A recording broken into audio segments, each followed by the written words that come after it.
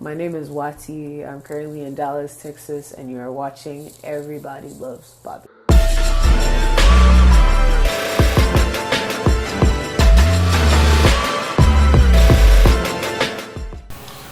Yo, what is up, my people? You guys are welcome back to my channel. I am Bobby Ebo, but you guys already know that I always do the intro like 50 or more times and say who I am. But I'm Bobby, the guy who makes most of the amazing videos on this channel. And you guys are back to this channel. So I was going to have a regular vlog, but I figured that this is something I probably need to just say. But I was attacked by someone last weekend. Last weekend was when I dropped the video. Last 2 weekends was when the events happened, and that's when it happened. So I used to be the guy who bullied people, and not physically, but what I say with words, verbally. I used to be a verbal bully, and sometimes I always feel like being a bully with the words is worse than actual physical beating, because if you bully someone with the beating, the scars are still there. You know, nothing is worse. I think they're both the same thing, whether I bully them with words or I bully them physically or emotionally. You understand where I'm going with this. But this is a video that I feel like I need to just share, and you know, it might help someone out there, who knows. It might help someone out there, who knows. But if I bullied you in the past, I want to take this time to apologize again for bullying you in the past. And the thing is, sometimes I don't know how to control the things that I say. And most importantly, this happens sometimes. I try to say something and the other party interprets it differently. So it's like saying something like, oh, you look good today. It's like, maybe, you know, I'm not going to give any examples or analogy. Let me just get into the story. So I was attacked last 2 weekends at a show in Guagualada, a show I was performing at in Guagualada, and I feel like I need to share this because there are people out there who might be people out there who have been bullied, or there are people out there who have been attacked. And for the first time, I would say for the first time, because this is the first time I actually felt not that I felt scared. I wouldn't lie, I was scared low-key, but a man has to do what a man has to do. So where am I going to start from now?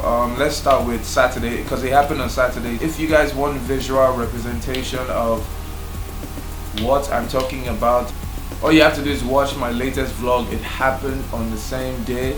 So if you haven't watched the vlog yet, the link is in the description below, so make sure you watch that vlog. It would help you understand better, or it would help you paint the picture of the story I'm trying to tell. I wish I actually had my camera to record the moment, but my camera would have been stolen, and anything of value I would have brought out at that point would have been taken from me. So I'm actually glad that I gave my camera off to someone to hold for me while I went to the toilet, because it actually happened at the toilet there.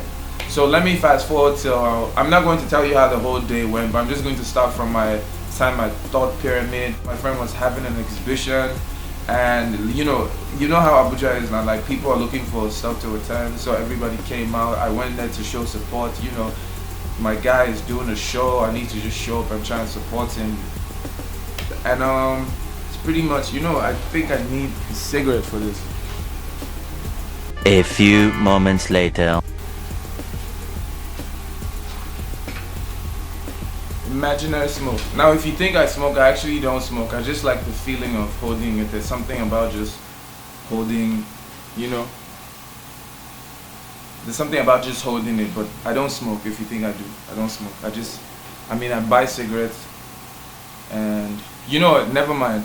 I was attacked by some random stranger that I don't know, a random Nigerian drug user. I would say drug user, drug abuser, because drugs are not really bad, but too much of overusing it, too much of anything is bad. Too much of overfeeding is a sin, and you get the message I'm trying to pass across here. So fast forward to rewind back to last 2 weekends. Saturday, I was at my friend's art show. I had to perform there, and I showed up with my friends, and you know how it is, mingle, say hi to a couple of people, eye a few girls. I had to also walk around and check out some of his pieces because like he makes really amazing stuff. He has merch, he has like art. I love how he put them on the wall, like he wrote down things by the side. I feel like I'm going off topic, but yeah, so after a while, the people showed up, people started to perform. It was my turn to actually perform. So I took the mic and did the damn thing. If you guys haven't seen the video of the performance, you need to watch the entire vlog because I guarantee you the vlog is crazy. Most especially my performing alongside friends, people that I discovered only last 2 years or last year. Yeah, I think last 2 years. After the show, we had another show. It was a rave. It was going down. It was supposed to go down at University of Abuja main campus, which is their permanent site. The show was organized by Replay and Odumodu Black. They're also artists like me, and everybody's out here. Everybody's really out here hustling. Everybody's trying to make money, but not just make money. Everyone is trying to make money and live their dreams at the same time. But I mean, let me put it this way. A lot of people are trying to make money from what they love doing. So after the performance that day, I still hung around, say hi to a few people, say hi to just checking if the mic is on. I hate it when I have to check if the mic is on, but the mic is on. So I had to leave Thought Pyramid. We had to proceed down to University of Abuja because the show starts at 6, but artists are required to be there at 7. I like to see myself as someone from a different planet, and on my planet we always arrive on time, so which is what I did. So I'm not saying that I arrived on time. Okay, technically I was still late. I was still late, but I arrived there with P-Race and Shenwu. If you don't know who Shenwu is, P-Race is another artist too that I work with, and Shenwu is my stylist. If you guys check some of my videos, you would actually see Shenwu there and know who Shenwu is. But Shenwu is a good friend of mine, and he's also my stylist. Even though I style myself sometimes, no stylist, but Shenwu is a stylist and a designer. So big shout out to you, Shenwu. If you're watching this video, big shout out to you. So we arrived at the venue at like to 7-ish, between 6-ish, like to 7, and we had to wait outside because it looked like nothing was going on inside. The place was really empty. It was like really empty. Like for an event that's supposed to be going down there, that's bringing this many artists, Abuja artists together, that place was not packed. It was not crowded. There was no one there. There was no sign a show was going on there. So imagine how I felt, because they've been advertising this show for months, and we get there and I was expecting to see like excited youths and people who wanted to like see us perform and stuff like that. But we got there and it was empty, and we actually drove in a convoy of like 4 or 5 cars to the place. It wasn't just me, other artists performing, people, all of us, some of us didn't know the way, so we had to like follow other people, and other cars had to like follow behind. So there were like 4 to 5 cars. Everyone arrived at the venue, so we came out and started to talk and what's really going on, because it looks like there's nothing going on here. There's no noise, there's no music. I mean, even if there's no one at the hall, first things first, the music is supposed to be playing in the background, and someone is supposed to start talking or like emceeing to invite people over to the show, to let people know that, oh look, there's a show going on here, yada yada. None of that was in sight. There was no one there. There was literally no one there. I shit you not, there was no one there. Much later we were waiting for like things to pop, but this was like, it was getting to like 8, 9-ish. We were there for like 2 hours or more waiting to see what was going on. Then we ran into someone who told us that, hey, look at what's going on. It's not like the show isn't holding, but apparently the guys who got the organizers made a terrible mistake. I think they trusted someone to get like permission for the school to allow us to use the place for the show, but I think there was miscommunication. I think the guys in the school, the organizers in the school, went to tell the school something else, so the school wasn't aware that we were coming to do the show. So you can imagine how the main organizers of the event felt. I mean, like they're the main organizers, and they're like the school, the people who had to get permission from the school. It wasn't the organizers who messed up. I think there's lights, hold up.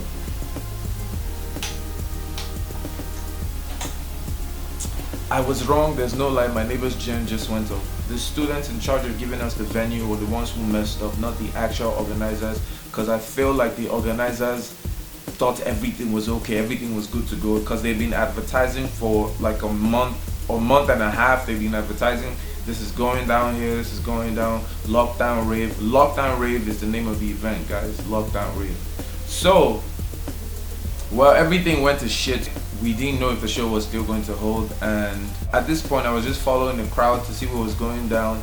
The CSO of the school didn't allow us to use the place. It was about like 9ish, 10ish, I think, and there were already too many people. All the artists had already shown. I mean, some were still on their way. There were still people on their way coming, because most people were expecting to come and meet the show, like the show already going on, like a full blast and everything. But people were coming at 9, people were coming at 10, only to find out that nothing had even started yet.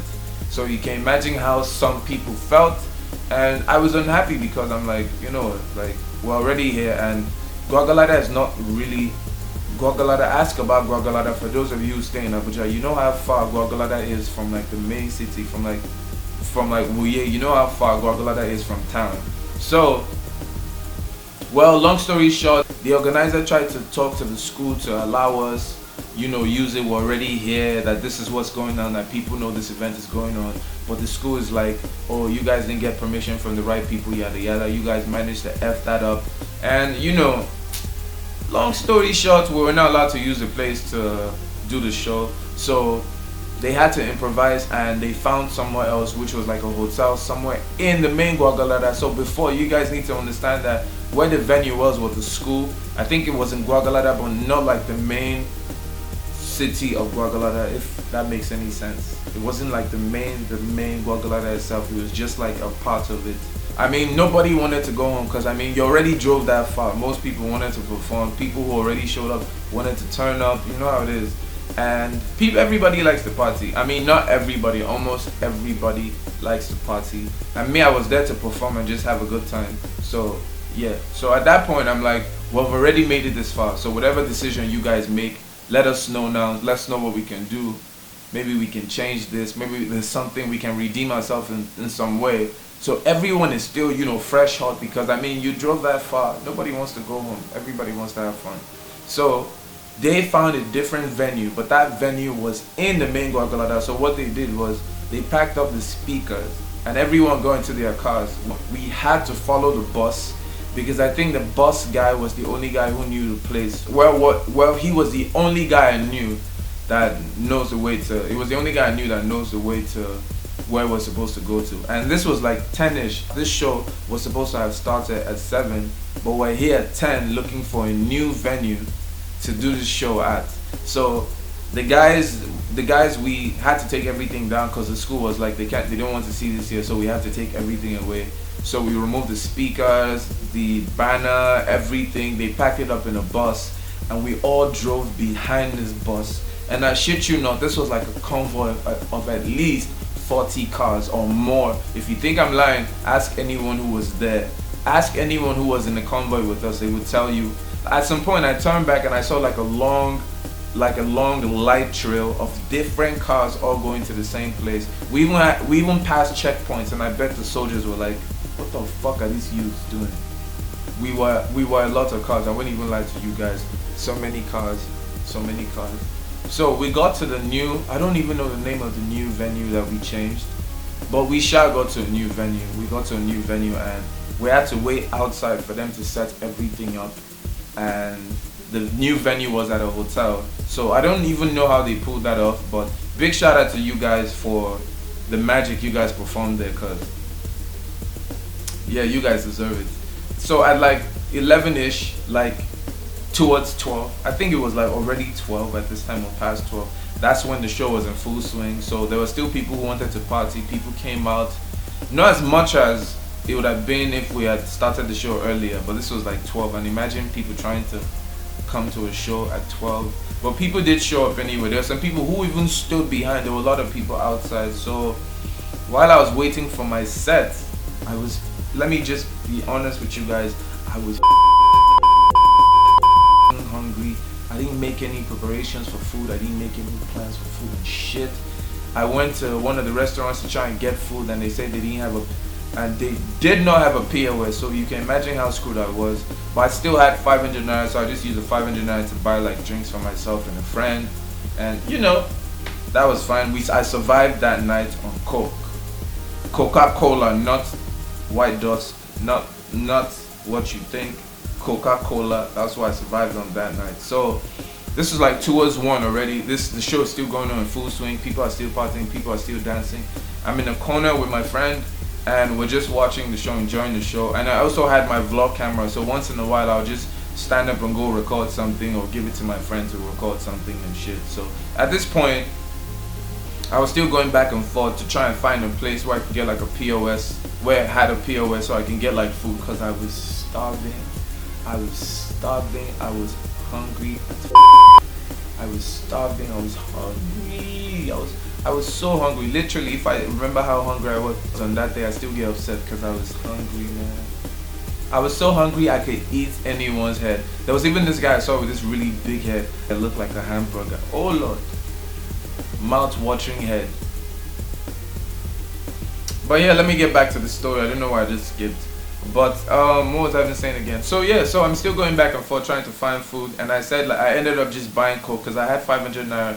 Now they sold food at that place, but I couldn't buy food because there was no POS there. My luck, next time carry cash. Learn to carry cash when you're going anywhere, since I want to form cashless society. At some point, I needed to go find the toilet, and you need to understand, I don't know my way around Guagalada because that's my second time actually going there. So I mean, I don't live there, so I'm not supposed to know the way to anywhere. But I asked for the toilet, and they directed me to the toilet. Someone told me I just had to go. The building where we were doing the show, imagine this was the building where we're doing the show. I had to go to the extreme right and walk all the way down to get to the toilet.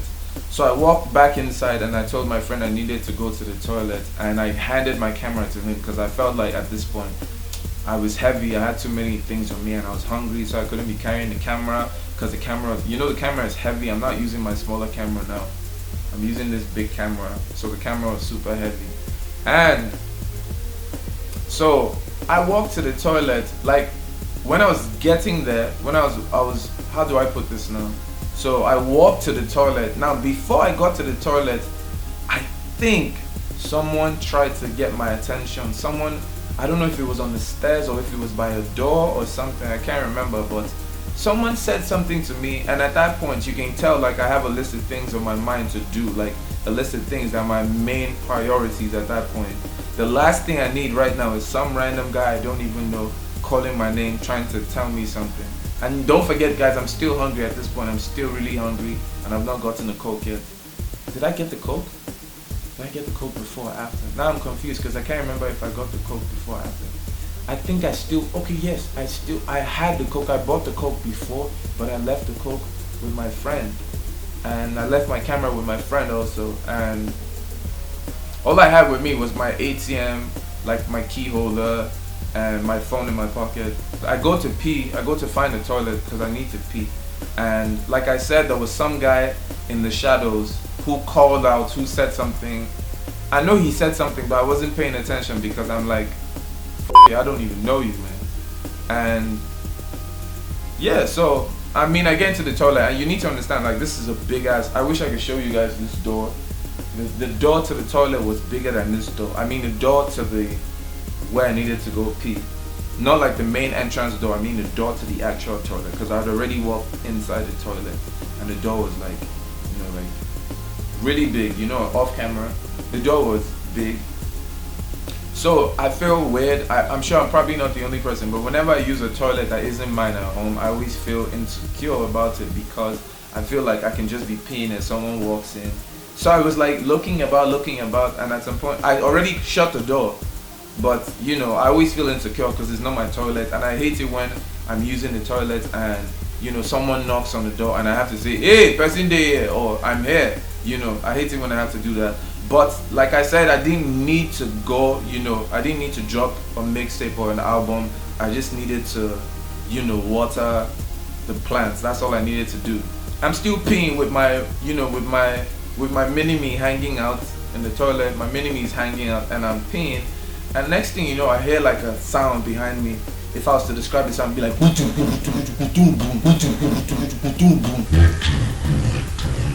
yeah, you know. So someone, I turn back at this point and I see someone. He didn't walk in the toilet. He stumbled in the toilet. It's a difference if he just walked in the toilet and he opened the door. But it's like, cause you know, with the corner of my eye, from what I saw, it's like he fell in the toilet. Now that's fucked up. How'd you fall in the toilet when a grown man has his mini-me out? Like, look at this. Somebody come look at this. Look at this. Somebody come and look at this. I would never understand people. But dude walks in the toilet and shuts the door behind him. And I'm there with my mini-me, still peeing, wondering what the F is going on. Because you need to understand, all this is going on really fast. My guy stumbles in the door. I look back and I'm like, what the f***?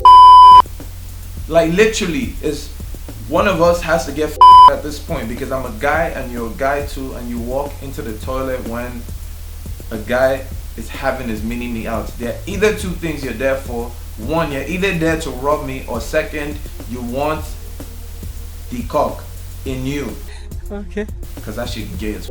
Yeah, but it was weird, because think about it. I mean, I'm in the toilet, I'm hanging out, and you walk in the toilet when a grown man like me is peeing.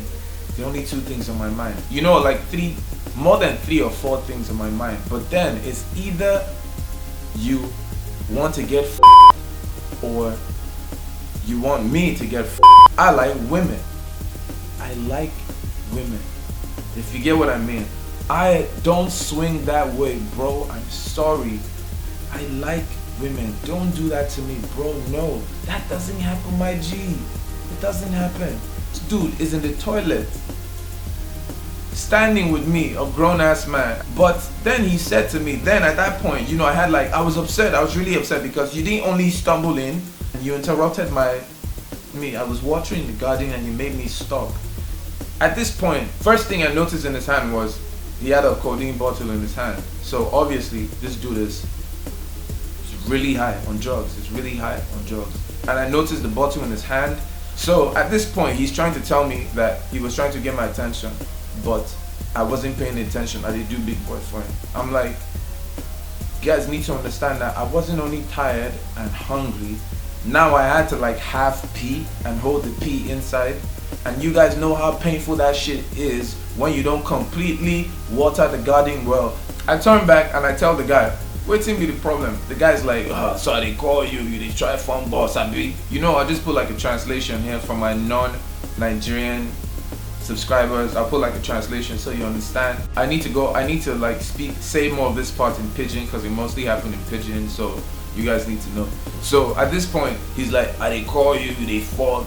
They call you, they phone for me, eh? That's what he says. And I'm like, let me not lie to you, I wasn't even speaking English. I was like, bros, how you go? I was like, bros, how you go come inside here when grown man they pee? Then he's still yanning his nonsense. He's still saying, yada, I will show you today. So I'm like, I won't lie, I was scared. But then I remember who I was. Like, you don't play the player. You know if you guy, man, you can't not do that shit to me. I switched up to I switched my razness to a different level. He was still talking, and I said, at this point already, I told you guys I'm super pissed, and I'm like, you know when you have a list of things that you have to do, what I call them problems, a list of problems, how problems creep up and things that you have to tackle every single time. You know how you have more than 10 things on that list or 20 things that you need to do, you need to get sorted, and from nowhere some guy just comes and he becomes number one problem in your life, as if you didn't have problems of your own. So like I said, the guy was with a codeine bottle in his hand, so I know for a fact that he's really high at this point. Like, bros, you know what I be? He was like, who you be? I was like, bros, you know what I be? He was like, who you be? I said, bros, if you know what I be, you know go ask me who you be. I know this guy's about to rob me. You know how these people do it now. Anything that happens, they would blame the drugs. He didn't fully shut the door. I grabbed the door, and he was trying, at that moment when I grabbed the door, he was trying to close the door. So what I did was I put my hand in between the door, because if I would have just put my fingers, that shit would have fucked my fingers up, you know. So I put my entire hand in that door. We start wrestling. Me and this guy are actually wrestling, pushing each other, you know. If I give up, This dude robs me. I'm glad I wasn't holding this camera because I don't know how I would have convinced this guy. All I know is I needed to go outside. And you need to understand that if I didn't do that, he would have robbed me. And there's so much going on at the show already because the noise is really loud. So if I would have screamed, nobody would hear me. Just saying. Not that I would have screamed. But he's just one guy and I'm one guy too. So, you know, guy man, gotta talk to guy man, you know. You understand? You have to relate and know what the problem is. But I've gone past that talking, relating at this point. So it was still wrestling. So somehow I managed to come out from the door. And this guy is still blocking my way. So we're wrestling, and we end up outside because I wrestled till I get out, because I figure if I get out, anything can happen. I can go away from anywhere. But if he has me in a corner, I'm fucked. You never let anybody take you to a corner. You never let anyone push you to a corner.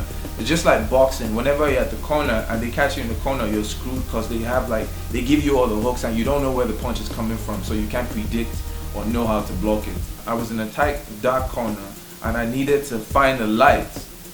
Praise the Lord. We wrestled till we got outside, and when we got outside, there were two guys. I remember the cleaner from earlier when I walked in. He and some other random guy came out from nowhere, and they came there and didn't realize what was going on. So one of them just asked, waiting they happen. And at this point I'm like, bros, waiting be the problem. I'm addressing the guy who attacked me now. So I managed to calm this guy down, and I think I said something that made him back off, because I remember the last thing that happened was when I got outside and we were still wrestling, I must have said something and I pushed him away.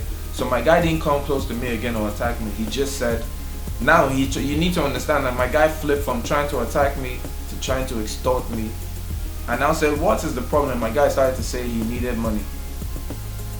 So I'm like, in my head, I'm like, what the f***? This guy came to attack me because he needed money. And now that I somehow managed to break free, this dude still wants me to give him my hard-earned money.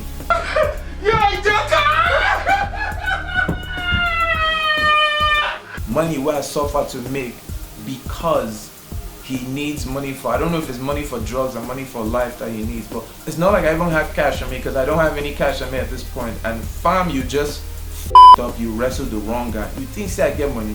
Fam.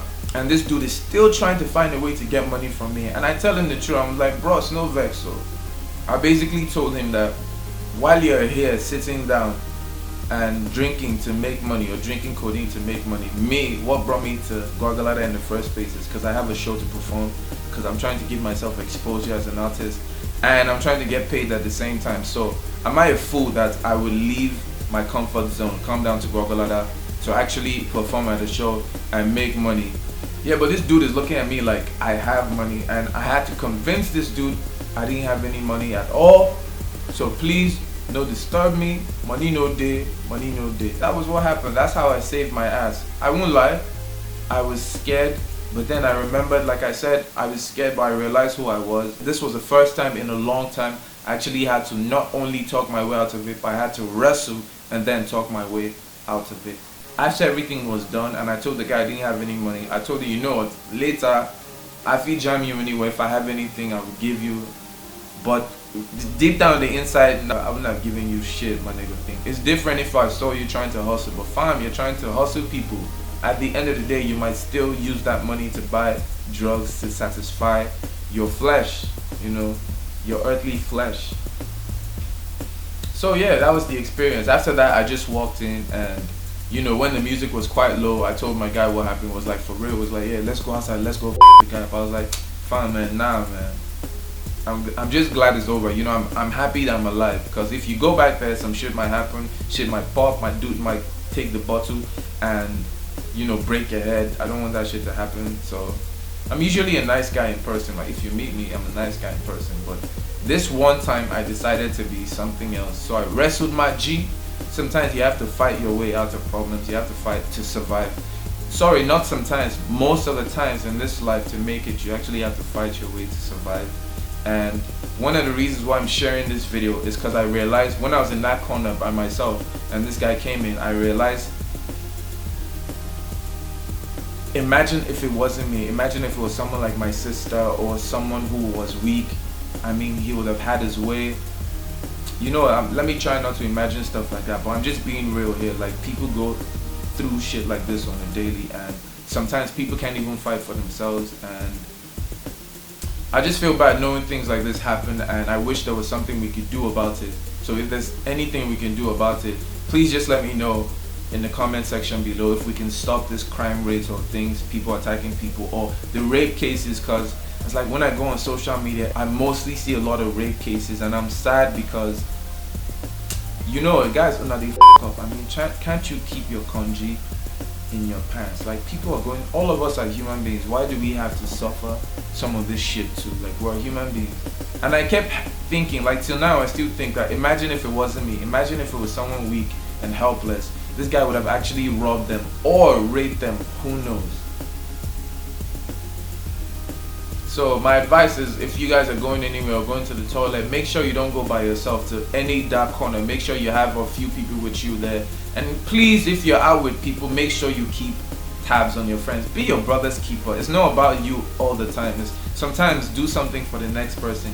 If your guy needs to go to the toilet by himself, don't let him go by himself. If your girl needs to go to the toilet by herself, don't let her go by herself. Even if you don't enter the toilet, just stand there by the door. People need to feel protected. So if people are going out with you, you have to make sure you provide security for them. I'm not saying these things would stop. I'm hoping they would stop. But for now, because of the heart of man, look at me talking in biblical terms. Because of the heart of man, just make sure you care for the people you come with. Damn, but I hope my story helps someone out there. Journey never truly ends until you're 6 feet under. So I hope the story inspired someone out there to always fight, never be in the corner. Make sure you always have people with you if you're doing anything, if you're going anywhere. I mean, if you're home, you're safe. But if you're going out, times are really rough now, and a lot of people are broke. People are looking for ways to make money. If you're the person who invites someone out, you should make sure they feel protected, safe, and secure when they're around you. And make sure you never leave them to be by themselves. If you guys want to see more videos like this, all you have to do is like, comment, share, subscribe. Don't forget to follow me on all social media platforms at Bobby Ibo. Yeah, hit the bell so when I drop a new video, you guys will be the first to know. And I feel like I've been advertising this cigarette because I've been holding it in my hand. But like I said, guys, I don't actually smoke. I just put this here to... I just had to keep my hands busy because I noticed, like, in a lot of my videos, my hands are always, you know, so I just had to keep my hands busy and pretend to smoke. You know, let's be guided, people. Let's be guided, please. Make sure you look out for, be your brother's keeper, look out for your neighbor, protect their goat if you need to. With all that being said, big shout out to everybody who came out for the show. Big shout out to everyone who made the show possible. You guys, more concerts will be coming soon. You already know we're starting the type of movement in ABJ. So if you guys haven't listened to my music, I'm going to put the link in the description below so you guys can check my music out. And like I said, don't forget to follow me on all things social media. I survived. I'm a survivor like Destiny's Child. I'll see you guys in the next video. Do not go anywhere. I apologize I couldn't give you guys like the regular vlogs that I do. But you know, this is also helpful too and educational in some way. I'll see you guys in the next video. Do not go anywhere. Let me do the sign. I usually do this in my reaction videos, but you know, peace. It's all about love, baby. Peace. And love be with you guys. I'll see you guys in the next vlog. Yeah.